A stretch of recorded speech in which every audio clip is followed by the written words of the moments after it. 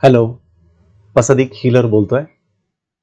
आपण ऊर्जा ह्या ऊर्जेमध्ये ज्यावेळेस अवरोध होतो आणि त्याचा आपल्या प्रत्येक चक्रावर कसा विपरीत परिणाम होतो हे आपण पाहणार आहोत.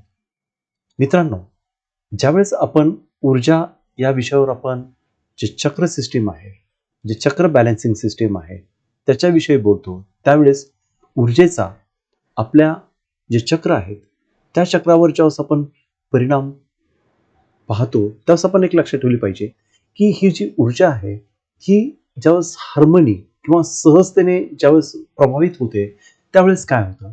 तर अशी कल्पना करा की आपल्यासमोर एक सुंदर असं नदीपात्र आहे आणि नदीमधलं पाणी हे खळखळ खळखळ असं वाहत चाललेलं आहे. आपल्या इथे आपण सर्व पुण्यामध्ये राहतो त्यामुळे आपल्याला माहिती आहे की पुण्यामधली जी नदी आहे बन गार्डन जवळील, तर त्याच्यामध्ये ते पाणी असं वाहत असतं आणि समोर ज्यावेळेस ते पाणी सहजपणे काही अडथळा न येता ते वाहत असतं आणि त्याच्यासमोर जो एखादा जर बंधारा ठेवला, जसं बन गार्डनचा बंधारा आहे, तो जर ठेवला तर काय होतं की तो अवरोध होतो. ते पाणी तिथं अडलं जातं. म्हणजेच त्याच्यामध्ये कुठेतरी आपण एक भिंत निर्माण करतो की जेणेकरून पाण्याचा पुढं प्रवाह हा चालू राहू नये.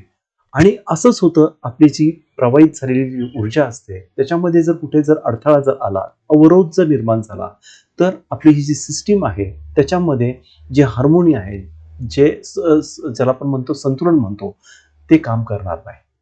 आणि अशाच प्रकारे आपण ज्यावेळेस पाहतो की ज्यावेळेस आपल्याला जे अवरोध ज्यावेळेस प्रत्येक चक्रामध्ये निर्माण होतं, ऊर्जेमध्ये ज्यावेळेस निर्माण होतं, तर आपण पाहतो की जसं की रोड ज्यावेळेस ब्लॉक होतो मध्येच, तर पूर्णपणे ट्रॅफिक जी आहे ती जाम होते आणि मग काय होतं की आपल्याला पुढचा जो प्रवास करणं हे आपल्याला दुरापास्त होतं, अवघड होऊन बसतं.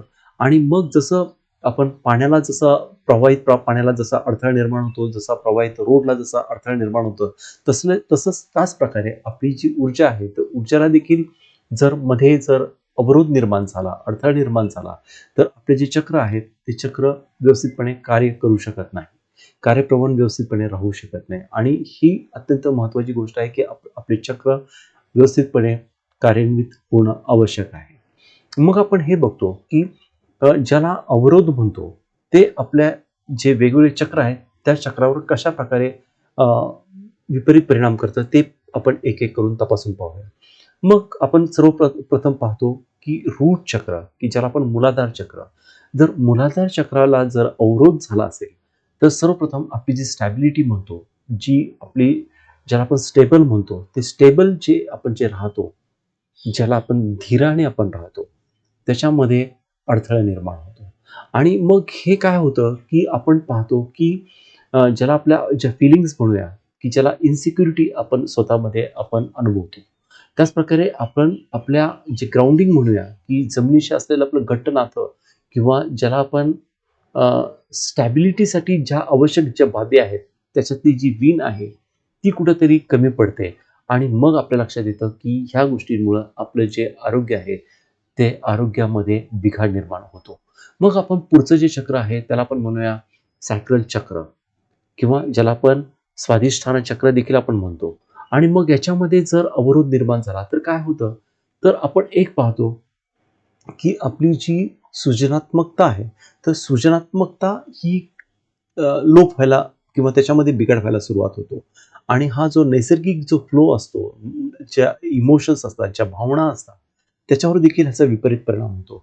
आणि जो आपला जीवनामध्ये जो आनंद आहे, जो उत्साह आहे, त्याला विरजन पडतं. त्याच्यामध्ये बाधा निर्माण होते, त्याच्यामध्ये अवरोध होतो.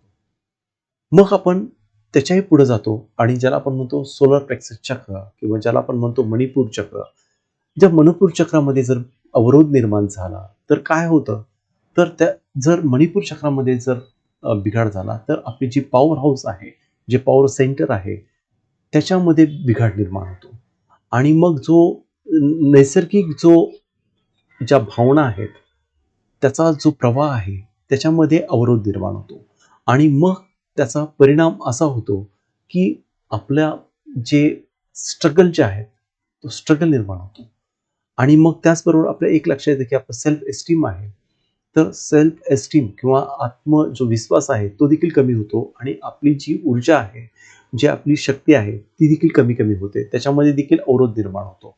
आणि ही एक अत्यंत धोक्याची गोष्ट आहे की जेणेकरून आपलं आरोग्य आहे ते आरोग्य टिकवण्याच्या दृष्टीने जे अवरोध जर निर्माण झाला तर आपलं आरोग्याला बाधा निर्माण होते आणि हे यावरून आपल्याला सुस्पष्ट होतं. आणि म्हणूनसाठी ही गोष्ट प्रामुख्याने आपल्याला लक्षात ठेवली पाहिजे की आपलं आरोग्य अत्यंत महत्त्वाचं आहे.